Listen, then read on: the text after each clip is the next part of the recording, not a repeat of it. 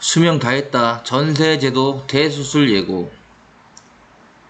지금 전세가 이제 우리나라에서도 이게 수명이 다했다고 원희룡 국토부 장관께서 말씀하신 거 보니 임대차 3법을 특히 뭐 전세 사기나 주거 약자들에게 더해 피해를 끼칠 부분을 막는 방향으로 본격 연구하겠다는 거잖아요. 결국은 지금 만들어 놓은 임대차 3법이 결국은 그렇게 좋게 영향을 미치는 것 같지는 않습니다.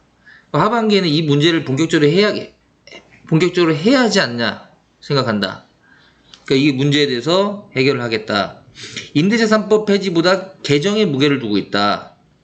억지로 4년, 전세기간 보장, 신고 안 하면 가태료식의 복잡한 문제에 대해 그냥 해초리 하나 들고 강요하는 쪽으로 대책을 될 수는 없다. 그러니까 이게 지금 뭐 주택임대사업자 같은 경우도 신고 제도가 너무 복잡합니다. 특히 연세 드신 분들은 이거 주택임대사업자 국가에서 권장해서 했는데 오히려 이거를 막 보증보험 만들어놨죠. 뭐 구청에 신고하는 제도에다가 그런 부분에서 또 필요한 서식이 얼마나 많은지 아십니까? 이게 너무 불편하다 보니까 일률적이고 어느 정도 간편하게 만들어야 될 부분이 있다고 봅니다. 이건 공무원분들도 힘들고 이거를 지금 진행하고 있는 주택임대사업자나 아니면 세입자분들도 이건 고통이에요. 보증보험 제도도 마찬가지입니다. 보증보험도 어찌 보면 이걸 만약에 만들었다는 건 세입자를 보호하기 위해서 만든 거잖아요. 사실 보증보험 자체가. 그러면 주인한테 이거 의무적으로 들 수 있게끔 아예 하고 그냥 전세계약 전입신고하면 일률적으로 얼마 이상 내가지고 보증보험 무조건 들게끔 하던지 아니면 뭐 어떤 규정이 안 맞으면 보증보험을 못 들는 방향으로 뭐 이렇게 어느 정도의 가이드라인을 만들어 놓고 일률적으로 가야 돼요. 이걸 매번 신고하고 이거 너무 힘듭니다.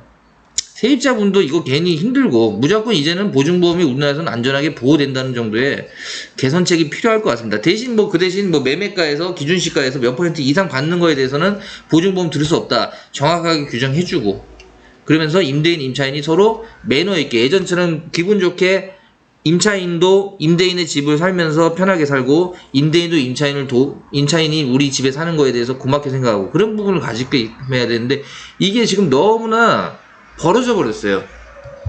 벌어졌고 몇몇의 임대인이지 모든 임대인분들이 그런 게 아닙니다. 좋은 임대인들 정말 많습니다. 세입자가 뭐 고장났다 그랬으면 그냥 고쳐주는 분도 너무 많은데 몇 분이 그렇게 만들어가지고 천채 막 100채 500채 1000채 산 사람들이 문제인 거지 실제로는 그렇지 않아요. 그래서 그런 부분을 이제 조만간 임대차 신고제도도 5월 31일부로 1년 더 연장시켜줬고요. 그래서 가태료 부과도 안 하기로 했고 그렇다면 이제는 앞으로 2년, 3년 뒤에 적용될 가능성이 높은 미래 거주 환경에 대해 면밀히 파악하고 그에 맞는 제도를 마련해야 한다. 이제는 여기 명지대 김대중 부동산학과 교수님도 전세사고가 끊임없이 발생한 데에 대해서는 제도를 반드시 수정해야 한다. 중개사에 대한 책임 소재를 명확히 하면서 손해배상기금 제도를 도입하고 전세보증금 에스크로 제도, 월세를 받는 임대인만 보호받는 방향으로 갭투기를 막는 방안들도 고려해야 한다. 실제로 이렇게 돼버리면 전세보다는 월세로 사는 경우가 많아집니다. 비중이 늘어나요. 그리고 우리나라도 전세제도 이제 풀전세 뭐 이런 거는 이제는 지양해야 되고 결과적으로 어느 정도 세입자분도 내 집을 마련하기 전까지는 월세를 조금 내겠다. 은행에다 이자 내는 거랑 뭐 주인한테 월세 내는 거랑 뭐 별반 다를 게 없다고 이렇게 볼 수 있는 정도로 생각을 하셔야지 너무 이거를 이제 뭐 디딤돌 대출도 있고 뭐 여러 가지 대출이 좀 금리가 싸다 보니까 임대인에게 월세 내는 것보다 훨씬 저렴하죠 사실. 그렇다 보니까 그렇게 하는 건 맞는데 이런 부분을 빨리 개선을 해서 이제 앞으로는 이런 전세 사고가 없도록 예방을 해야 될 것 같습니다. 오늘 여기까지 하겠습니다.